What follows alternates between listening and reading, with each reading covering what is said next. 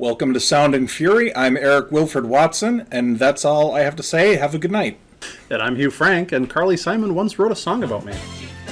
Today we're going to actually have a very brief conversation about Justice League, the Zack Snyder Cut, or as it's officially known, Zack Snyder's Justice League, or as is also known, not Joss Whedon's Justice League, aka not what the studio wanted to do, but they gave him money to do it anyway, and it was interesting, and I have some thoughts.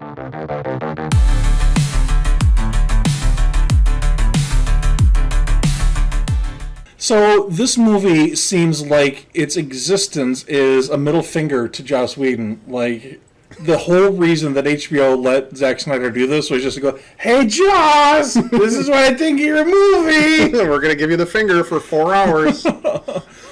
But no, I am a fan of the DC Extended Universe movies. I really like Man of Steel. Batman v Superman was... I wanted to like it, but I kind of didn't. And the Justice League I thought was just, oh, this could have been so good. Why did they have to rush it? And now I see what it would look like if they hadn't rushed it. And I dislike the theatrical cut more now that I've seen the Zack Snyder, what he actually intended from the beginning. It makes me dislike the theatrical cut more. I kind of liked it, but now I really don't like it now that I saw what it was supposed to be. Who directed the Dawn of Justice movie? Zack Snyder. That was also Zack Snyder? Okay. Yeah. So his plan was to kill Superman and bring him back the whole time? Yes. Okay. All right. Well, that didn't change. No. Well, that's the thing. I mean, Superman, when he died, zero people thought that he was dead permanently. Right. Except for the fictional characters and I don't think they believed it. Yeah. But in the new Justice League movie, the opening does not begin with a CGI'd out mustache. Well, that's good.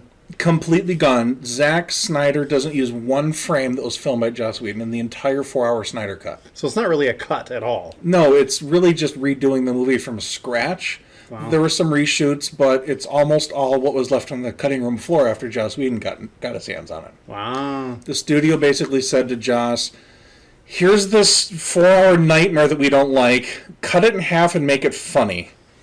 And he took his bucket of money and said, okay, I can do that. He cut the movie in half, added some dumb jokes for $100 million, and voila, we got the Justice League in the theater. So they didn't leave the part in about the Aquaman sitting on the lasso of truth? Because that was my favorite scene. To be honest, I don't remember which scenes were cut, because I haven't watched the original version in quite some time.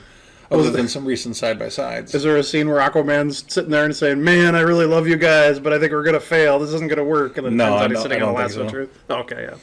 Maybe I'm scared because I'm meant to... We'll meet every piranha I know. But they added one sequence. That was very Whedon-y. They added one sequence that when I was watching it, I'm surprised to see it in a Snyder Cut. There's... when they introduced the Flash, they have a really good sequence where the Flash rescues a woman in a car accident, and they play it jokey. He, while he's saving the woman, he, grabs a hot dog that's flying through the air out of a cart and puts it in his pocket for later. Just that seems very Joss Whedon, just a little joke to slip in there. Yeah. Then when he goes into the pet store, he's like, I've been here all along, and he has the hot dog to feed the dogs.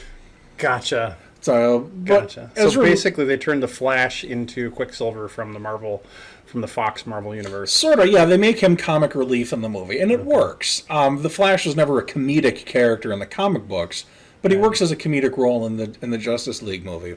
Okay. I know you haven't seen the new one, so I don't want to get too spoilery, but the story doesn't really change if you've seen the original Justice League movie. If you want new story elements, you're not going to get them in this. What you do get is the characters much more fleshed out, a more coherent story that makes more sense, and a more consistent tone with Batman v Superman and Man of Steel. And Steppenwolf still takes you on a magic carpet ride. On a magic carpet ride. He does, okay. Which is the most important thing. That is. Also, you're introduced to Darkseid. Oh. And do you join him? That was what was in my head the whole time when he's talking. Darkseid is not in the theatrical cut. The power of the dark side. Darkseid is a villain. You probably guessed that by his name. Yeah. He's kind of the Thanos of that universe, More right? or less. Like the big baddie? Right. Steppenwolf works for Darkseid, but they don't really show you Darkseid in the theatrical cut. I thought Steppenwolf worked for Geffen Records. Sorry. Keep going. Oh, well, then allow me to retort. No, but he was more spiky. Yes, that is true. He looked they cooler. completely redesigned him in the Zack Snyder version, and it's a definite improvement, but the aesthetic changes aren't as important to me as the story sculpting. I won't say they added story, but they refined it and made it better. Yeah. They don't really add anything new, for the most part. They do sneak some new things in there, which are hit and miss, but Yeah. the overall story just makes more sense. I will say I absolutely love the opening of the Snyder Cut. It kind of flashes back to when Superman's killed. He's got this gaping wound in his chest, and he's screaming his death scream, just "Ah!" Only not that's only ain't cool.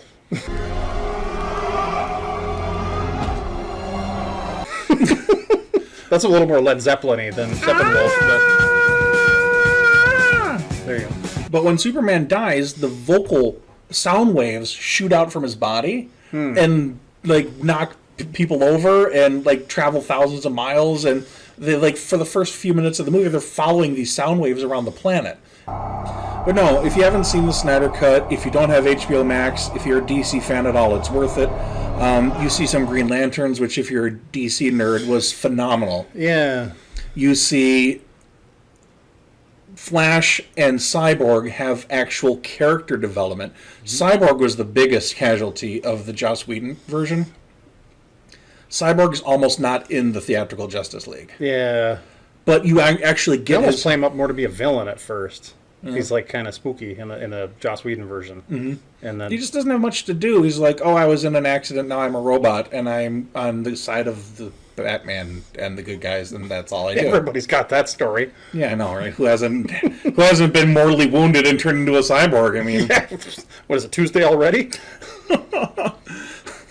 But in this movie, he actually, like, you learn about his family, you learn about his relationship with his father. There's actually a story there. They show him regretting what happened to him. They show him going through some pain, anguish, and growth as a character. He's an actual character. And I've seen the scene of him becoming an android, too, or becoming a cyborg. It looks like really, really painful. Yeah, it looks like it would suck. I wouldn't like it very much. Yeah.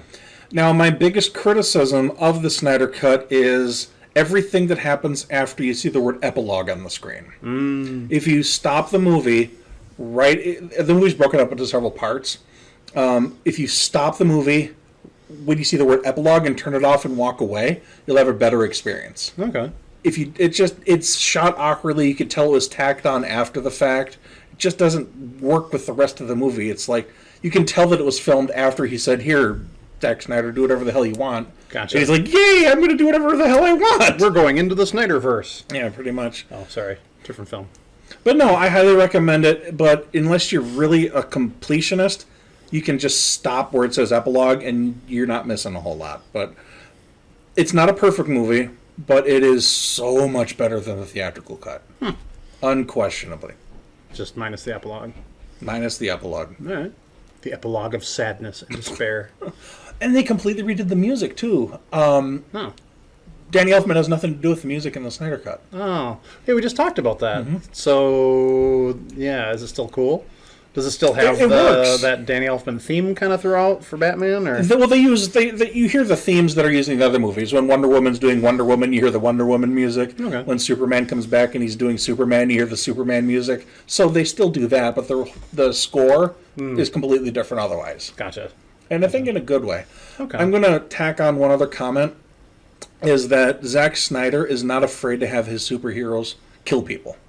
Oh. In the Joss Whedon cut, Wonder Woman throws some dude against a wall who's, going to blow up a bank. There's a bunch of kids there. Wonder Woman, like, bulletproof wristband. I always liked those. Like the original, who was Wonder Woman back in the 80s? Linda Carter. Linda Carter. Yes, I love the Linda Carter, like, I always wanted to have those. Yeah, and they do that. Yeah, it's great. But what they do in the Snyder cut, Wonder Woman throws a regular human being who's a bad guy against the wall. In the Joss Whedon cut, they just show her throwing the guy. In the Zack Snyder cut, they continue to watch the guy hit the wall and his head splatter. Oh. So Wonder Woman kills people in this. Nice. Okay. And Steppenwolf, spoiler alert, she cuts his head off with a sword. Sweet. It is pretty sweet, actually. All right. It's Superman. Sounds like she was born to be wild. Superman is badass when he comes back. Steppenwolf has this big axe, and he's like, "I'm Mr. the Villain Guy," and he's like swinging his axe, and Superman goes, whoop, steps in there, and the blade hits his shoulder, and Superman just goes, "Not impressed," and then he shatters the axe. As Superman will do. Yeah, he's so cool. And they brought Black Suit Superman back. Oh. In the comics, after Superman died, I'm just geeking out. This is all this is. This is Zack Snyder has his indulgent 4-hour thing. This is my indulgent 12-minute thing, so just bear with me. That's what she said. Oh, no, it is not. Unless you're a fan of the 4-hour part. Sorry, Mom. So,